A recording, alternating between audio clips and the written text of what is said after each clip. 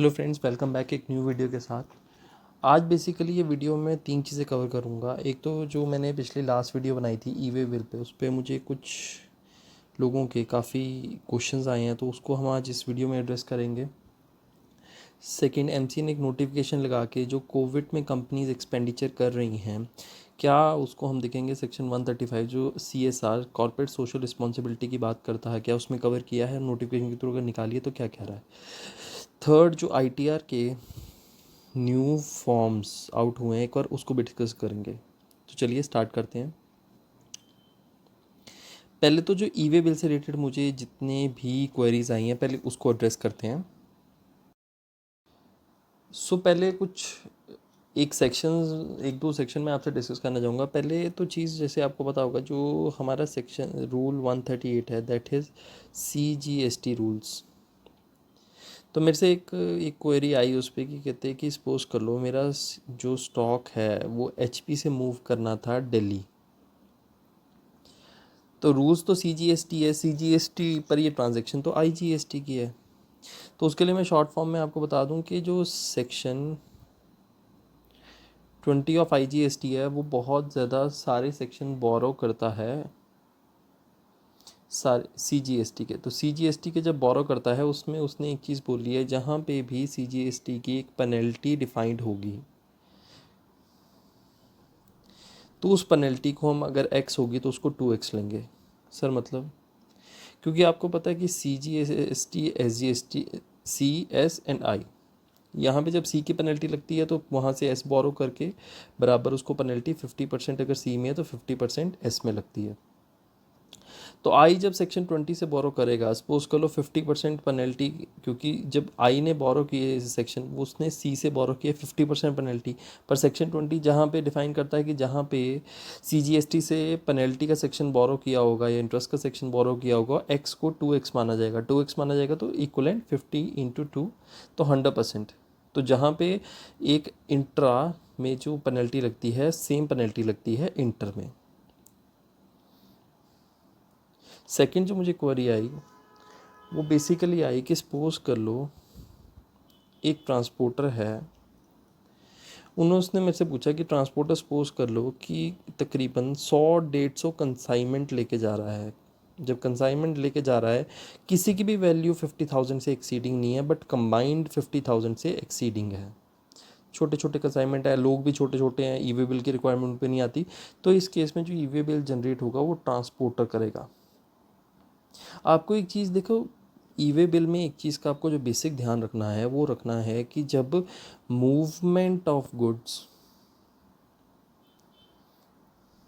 Exceeding 50,000 होगा, ई way bill भाई बनना ही बनना है। अनलेस ओनली ये जो 50,000 के या तो एग्जम्प्ट गुड्स हों, या फिर कुछ ऐसे स्टेट एग्जम्पशन हो, या फिर नॉन मोटराइज व्हीकल से लेके जा रहे हो, तो ई वे बिल अगर मूवमेंट 50,000 टैक्सेबल गुड्स की हो रही है तो उसको करना ही है। तो अगर जैसे ऊपर वाले केस में, इस केस में अगर ट्रांसपोर्टर 50,000 एक्सीडिंग गुड्स लेके जा रहा है तो उसको ई वे बिल बनाना ही बनाना है। तो आपको इस चीज़ का ध्यान रखना है कि इवन दो जब छोटे अमाउंट के, और एक और चीज़, एक और बहुत इंटरेस्टिंग, मैं आपसे एक टॉपिक डिस्कस करूँगा, ये ICI के पेपर में भी आया था। उसमें एक क्वेश्चन था कि मेरी एक पर्सन रजिस्टर्ड था राजस्थान में, उसके 3 अलग अलग यहाँ पे स्टोर्स थे। सपोज कर लो एक कोई जयपुर में है, कोई उदयपुर में है, कोई जोधपुर में है, और तीनों ने इसको ऑर्डर आया, उसने तीनों अपने स्टोर्स पे कॉल की, स्टॉक अवेलेबल था, तो स्टॉक की वैल्यू थी 45,000, 45,000, 45,000। तो इस केस में जो FAQs, और ये स्टॉक उनको भेजना था इकट्ठे दिल्ली, तो FAQs जो आए हैं CBIC के, वो कहता है कि इफ़ मल्टीपल इन्वॉइसेस, क्योंकि ये अलग इन्वॉइस काटेगा, ये अलग काटेगा, ये अलग, तो CBIC कहता है if multiple invoices are issued by the supplier to one recipient जो दिल्ली में बैठा है, समझ गए, multiple e way bills will be required to be generated. इस केस में मल्टीपल ई वे बिल्स होंगे। 1 e-way bill for each invoice. Each invoice is considered as separate consignment for the purpose of generating e-way bill. तो आपको एक चीज़ का ध्यान रखना है कि यहाँ पे 3 सेपरेट ई वे बिल होंगे, जैसे प्लस 18% GST करोगे।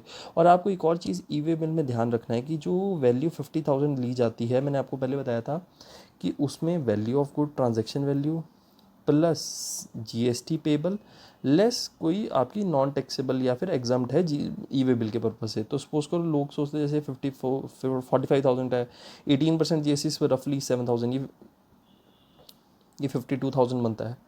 तो लोग सोचते हैं कि ये कंसिडरेशन ये खाली 45,000 देखा जाए। नो, द आंसर इज उसमें टैक्सेस जोड़ के अगर 50,000 के ऊपर है तो आपको करना पड़ेगा। दूसरा, ई वे बिल की पेनल्टी। ई वे बिल की स्ट्रेट फॉरवर्ड पेनल्टी है या तो 10,000 या टैक्स एवेडेड,